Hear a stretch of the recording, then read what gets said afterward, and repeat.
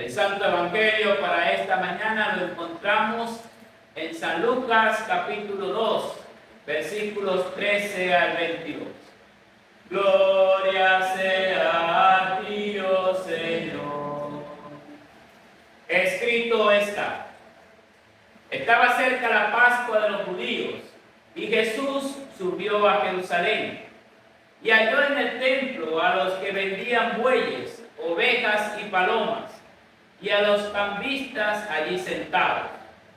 Entonces hizo un azote de cuerdas y expulsó del templo a todos, y a las ovejas y bueyes. Esparció las monedas de los cambistas y volcó las mesas, y dijo a los que vendían palomas: saquen esto de aquí y no conviertan la casa de mi Padre en un mercado. Entonces sus discípulos se acordaron de que está escrito: el celo de tu casa me consume. Y los judíos preguntaron: ya que haces esto, ¿qué señal nos das? Jesús les respondió: destruyan este templo y en 3 días lo levantaré. Entonces los judíos le dijeron: este templo fue edificado en 46 años, y tú en 3 días lo levantarás. Pero él hablaba del templo de su cuerpo. Por tanto, cuando resucitó de entre los muertos, sus discípulos se acordaron de que había dicho esto, y creyeron en la Escritura y en la palabra que Jesús había dicho. Esto es el Evangelio del Señor. Alabanza sea a ti, oh Cristo. Y confesamos la fe a través de las palabras del credo niceno.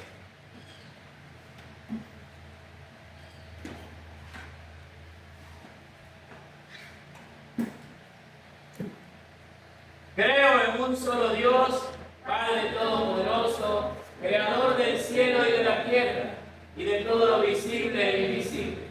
Y creo en un solo Señor Jesucristo, Hijo unigénito de Dios, engendrado del Padre antes de todos los siglos. Dios de Dios, luz de luz, verdadero Dios de verdadero Dios, engendrado y no hecho, consubstancial al Padre, y por quien todas las cosas fueron hechas, el cual por amor de nosotros, nuestra salvación, descendió del cielo, y encarnado en la Virgen María por el Espíritu Santo, fue hecho hombre, y fue crucificado también por nosotros bajo el poder de Poncio Pilato. Padeció y fue sepultado, y resucitó al 3er día según las Escrituras, y ascendió a los cielos, y está sentado a la diestra del Padre, y vendrá otra vez en gloria a juzgar a los vivos y a los muertos, y su reino no tendrá fin. Y creo en el Espíritu Santo, Señor y dador de vida, que procede del Padre y del Hijo, que con el Padre y el Hijo juntamente es adorado y glorificado, que habló por medio de los profetas. Y creo en una santa iglesia cristiana y apostólica. Confieso que hay un solo bautismo para la remisión de los pecados, y espero la resurrección de los muertos y la vida del mundo venidero. Amén. Bien, mis hermanos, podemos estar sentados, y sobre la lectura del Evangelio de esta mañana estaremos meditando en la presentación de la palabra de Dios. Que la gracia, el amor y la misericordia del Dios Trino sea con cada uno de ustedes. Ciertas cosas deberían siempre mantener el propósito por el cual fueron creadas. Un hospital siempre debería ser un centro de atención al enfermo y no convertirse en un sitio donde se condicione esa ayuda. Un refugio debería ser un hogar para las personas sin hogar y no convertirse en un hotel donde se cobre por tener acceso a él. Estas cosas siempre deberían mantener su propósito sin cambiar el fin por la cual fueron creadas. Lo mismo sucede con las iglesias. siempre deberían seguir manteniendo el propósito y el fin por el cual Dios las colocó en ese lugar. En el viaje por el desierto del Sinaí, el Señor le dijo a su pueblo: harán un santuario para mí y yo habitaré en medio de ellos. Eso lo encontramos en el libro de Éxodo, capítulo 25, verso 8. Y por años el pueblo de Israel adoró al Altísimo en el tabernáculo. Era un sitio provisional donde la presencia de Dios se mantenía con ellos y ellos allí con su Dios. Luego de que se establecieron en la tierra prometida, el rey David también prometió al Señor dedicarle un espacio físico para la adoración. Sin embargo, no fue David, sino su hijo Salomón, quien al final terminara la obra que su padre no pudo realizar.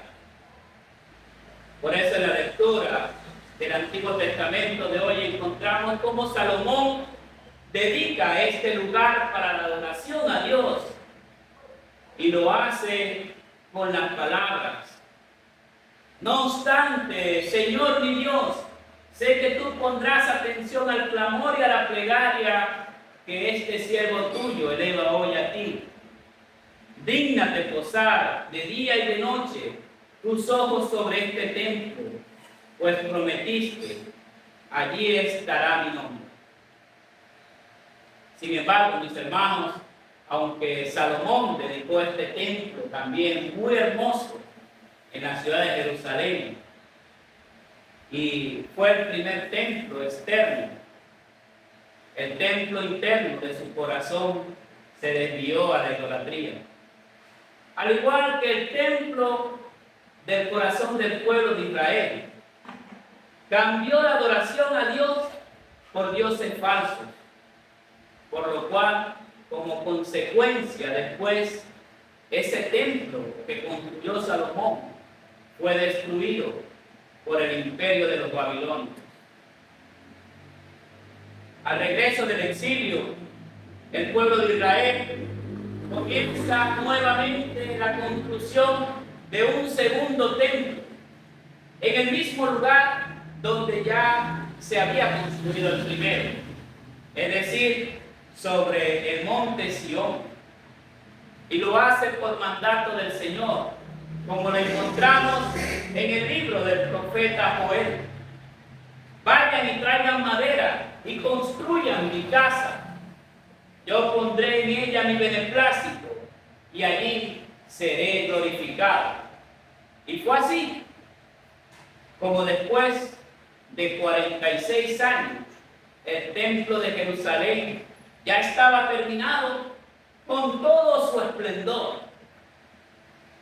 Los eruditos, muchos comentaristas dicen que este templo era tan hermoso, tenía planchas de oro macizo, que cuando le daba el sol, aquellos que podían verlo podían quedar cegados por lo esplendoroso de aquel templo, lo hermoso.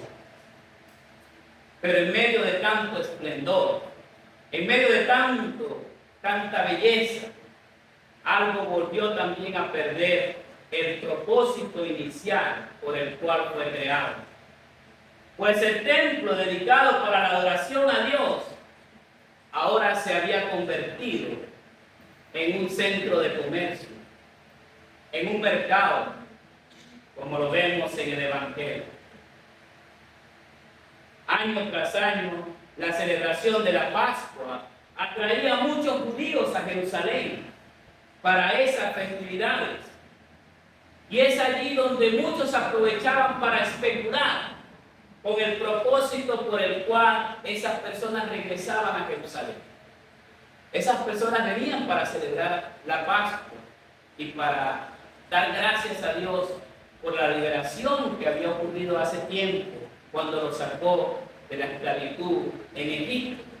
Pero ya muchos veían esto para aprovechar entonces allí y vender animales, vender bueyes, vender ovejas, cambiar las monedas para las ofrendas, muchas cosas y todo tipo de abuso ante la adoración a Dios. En ese contexto, nuestro Señor llega a Jerusalén. Llega a Jerusalén y encuentra un templo que externamente es muy hermoso, está bello, pero que internamente el templo del corazón de sus habitantes se ha desviado nuevamente, cambiando el propósito de su creación. Es por eso que nuestro Señor hace un látigo y comienza a tumbar la mesa de los cambistas, abre las jaulas de las palomas y suelta las ovejas. Todo esto lo hace para llamar de vuelta al pueblo al verdadero propósito de Dios. Saquen esto de aquí y no conviertan la casa de mi Padre en un mercado. Muchos podemos pensar que esta acción del Señor es algo intrigante, abusiva o violenta. ¿Por qué está tratando de esta manera a estas personas que se están ganando el sustento? Y así también se podría decir que este acto del Señor va en contra de lo material y de la propiedad privada. Y por eso muchos lo pueden utilizar este texto para decir que el Señor está en contra de esto. Pero no es así. Pues este pasaje no quiere decir eso. Que la iglesia no debería trabajar en pro de un bienestar para ella misma. Todo lo contrario. La iglesia está llamada a ser mayordomo de los bienes de Dios. Y es por eso que la iglesia también se promueve el autosostenimiento de ella misma. Puede tener planes de inversiones también dentro de ella misma. Puede tener una manera de sustentar sus estructuras, sus programas tanto de misericordia como de compasión. Por eso lo que se resalta aquí en el mensaje del Señor es que las personas no deberían cambiar el propósito en el cual se centra la adoración de Dios en su templo. ¿Cómo se hace esto? Intentando ganar dinero a base de la adoración de Dios y cambiando el lenguaje de Dios a los corazones de las personas. Y esto, aunque nosotros pensemos que no es así, es una realidad.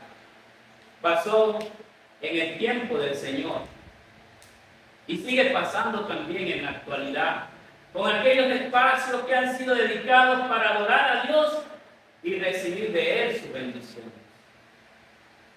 Lamentablemente, en muchos espacios denominados centros de adoración, se ha perdido la esencia y el propósito a la voluntad de Dios. ¿Y por qué? Se ha cambiado esto por querer complacer a los hombres. Por eso usted puede ir ahora a uno de estos centros denominados de adoración y ya no se habla del pecado, sino se habla de la salud, del bienestar físico. Pare de sufrir. Usted viene a la iglesia porque aquí hacemos milagros. Aquí sanamos a la gente, sea como sea. Pero tiene un costo. Usted tiene que aportar para que pueda recibir esa sanidad. Igual también podemos decir de una vida bajo la cruz. Ya también se ha cambiado ese mensaje. Cómo nosotros los cristianos podemos vivir ante el sufrimiento, la enfermedad, los problemas. No, ese lenguaje parece un lenguaje no llamativo, ya no llama a las personas. Es mejor hablar de la abundancia y la prosperidad. Ven a la iglesia porque si vienes vas a recibir más de lo que tienes. Pacto con Dios, porque esa es la manera que vas a recibir más. Si tú das más, vas a recibir más. Y al hacer esto, sutilmente se está cambiando el propósito del templo del corazón de las personas hacia la palabra de Dios. Y allí El enemigo aprovecha para cambiar lo que Dios ha hecho para su adoración y se comienza a introducir un negocio lucrativo para otros fines, pero fuera de lo que Dios ha fijado. Y es por eso que ante esta lamentable realidad, no solamente en el tiempo del Señor, sino Dios también hoy continúa viniendo con el látigo de su ley.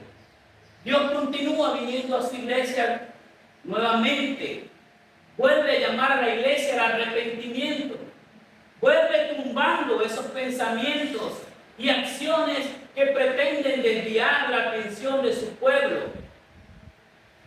y de la iglesia, pensando que es un club, un centro de amigos, un lugar para pasarla chévere, con luces, música, un lugar de recreación, pero no realmente lo que debería ser su esencia, su templo, donde recibimos de Él su bendición. Porque si hoy estamos aquí, es porque venimos a recibir de Dios su bendición. Dios viene para sacar todas esas cosas que están desviando nuestras vidas del verdadero propósito de su adoración. Él viene para limpiar nuestras vidas y nuestras acciones, colocando nuevamente en orden todas las cosas para una fiel y correcta alabanza a su nombre. Mis hermanos, esa debería ser una buena noticia para cada uno de nosotros. Una buena noticia del inmenso amor de Dios, y que nosotros hoy como iglesia estamos celebrando en este 71 aniversario, que Cristo no ha abandonado a su iglesia, pues aunque ha pasado por dificultades, ha pasado por problemas, desafíos, tristezas, Él sigue manteniendo este plan, sigue viviendo para dar sentido a nuestra adoración, pues como su sacrificio perfecto lo ha logrado y ha creado en nosotros nuevos corazones, nuevos templos donde su Espíritu Santo habita y donde también podemos encontrar realmente consuelo y esperanza. Por lo tanto, si hay una demanda de señal clara del propósito de su venida, es la que también le dio a aquellos líderes religiosos de su época. Destruyan este templo y en 3 días lo levantarán.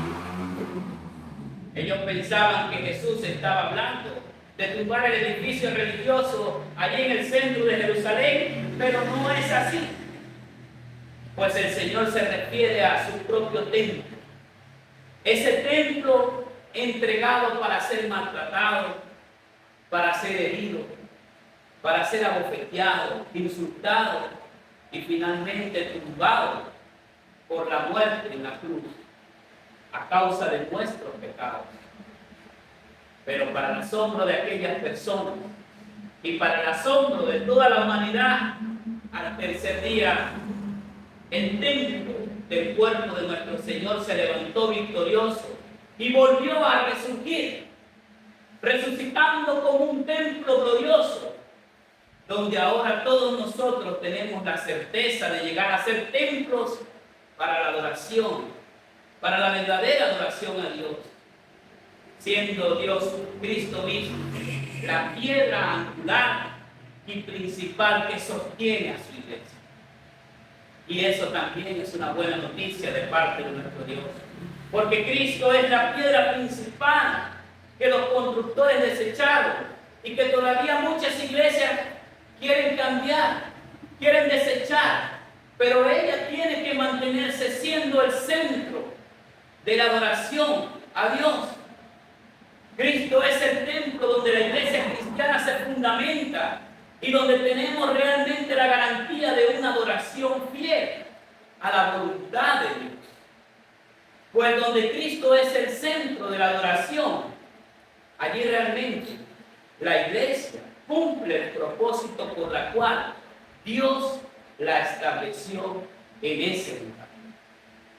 Y hoy estamos aquí 71 años después, reunidos como pueblo de Dios, celebrando un aniversario más de la fundación de esta capilla, que ha pasado por innumerables situaciones. Es verdad, todos lo reconocemos, pero que por la gracia de Dios no se ha desviado del propósito por el cual fue creado.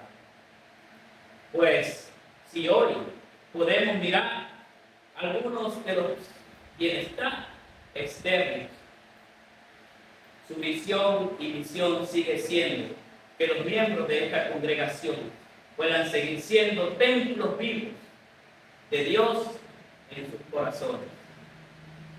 Ese es el verdadero propósito de este lugar, que no se mide por lo deslumbrante del espacio externo, pues si hay alguna mejoría que podemos ver ahora en nuestro humilde templo, solo refleja el agradecimiento que tenemos a Dios por permitirnos tener un espacio donde podemos reunirnos para estudiar su palabra, para escuchar de Él su perdón, para orar, para cantar, para darle gracias.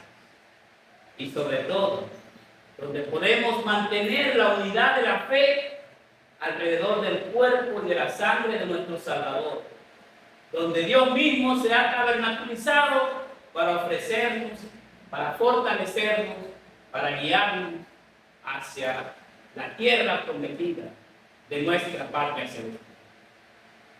Por lo tanto, querido cristiano, que siempre sea nuestro norte como pueblo de Dios proclamar que nadie puede poner otro fundamento del que ya ha sido puesto, el cual es Jesucristo. Que en este nuevo aniversario Dios siga siendo el verdadero propósito de nuestra adoración. Que su amor nos continúe guiando a proclamar su evangelio salvador en esta comunidad, manteniendo siempre ese propósito y la misión por la cual continuamos firmes trabajando en su reino hasta el regreso glorioso de nuestro Salvador en el día final. A Dios Padre, Hijo y Espíritu Santo sea la gloria, el honor y toda la honra por los siglos infinitos. Amén.